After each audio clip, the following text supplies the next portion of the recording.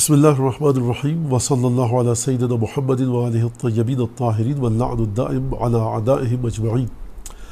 اس مختصر سی گفتگو کا جو موضوع ہے اور عنوان ہے وہ فضیلت زیارت ہے۔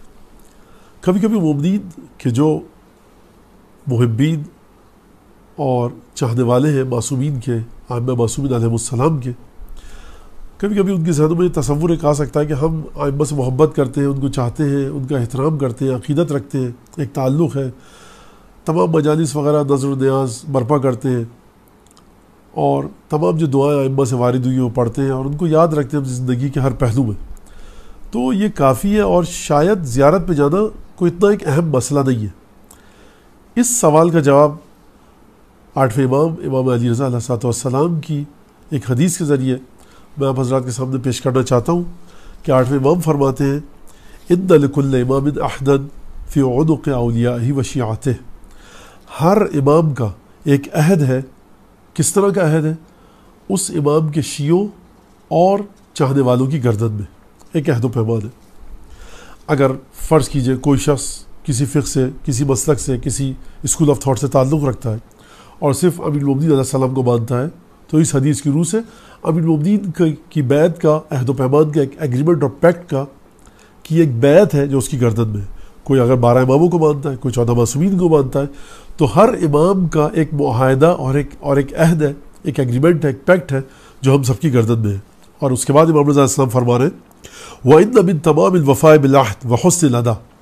اور جو شخص مکمل طریقے سے وفاداری اور پاسداری کرنا چاہے اس عہد و پیمان کی اور خوبصورتی کے ساتھ اچھے طریقے سے کما حقہ ادا کرنا چاہے اس بیعت اور اس ایگریمنٹ کے مصداق کو، معنی کو، وہ کیا چیز ہے؟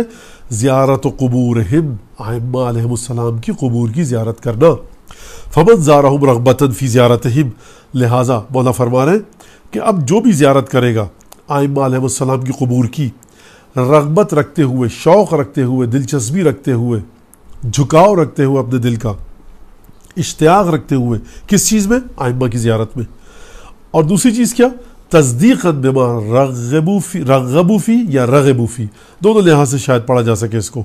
کہ تصدیق کرتے ہوئے اس چیز کی کہ جس کی جانب، اگر آپ پڑھیں گے رغبوا فی ہے کہ جس کی ائمہ نے ترغیب دلائی اور شوق دلایا، رغبوا فی ہے جس کی جانب ائمہ کو خود شوق تھا، ائمہ کو خود وہ چیزیں پسند تھی، ان چیزوں کی تصدیق کرتے ہوئے جو زیارت کرے گا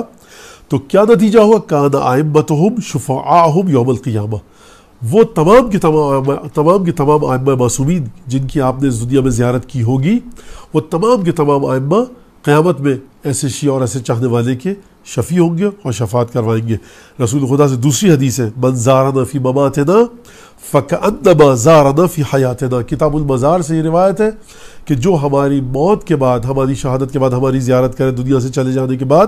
تو گویا ایسا ہے جس نے ہماری زندگی میں ہماری زیارت کی۔ لہٰذا واجبات کی پابندی واجب ہے، گھر میں مجلس، ماتم، نظر و نیاز، میلاد کی محافل کو منعقد کرنا ضروری ہے، لازم ہے، لیکن کافی نہیں ہے۔ اس حدیث کے تحت اور اس حدیث کے عنوان کے تحت تمام الوفاء بالعہد، حسن الادا، بہترین طریقے سے ادائیگی کیسے ہو اس عہد کی، مکمل طریقے سے وہ عہد و پیمان کیسے ادا ہو، اس کی پاسداری کیسے ہو، ائمہ معصومین کی قبروں کی زیارت کے لیے ہم کو جانا پڑے گا۔ وآخر دعوانا ان الحمد للہ رب العالمین۔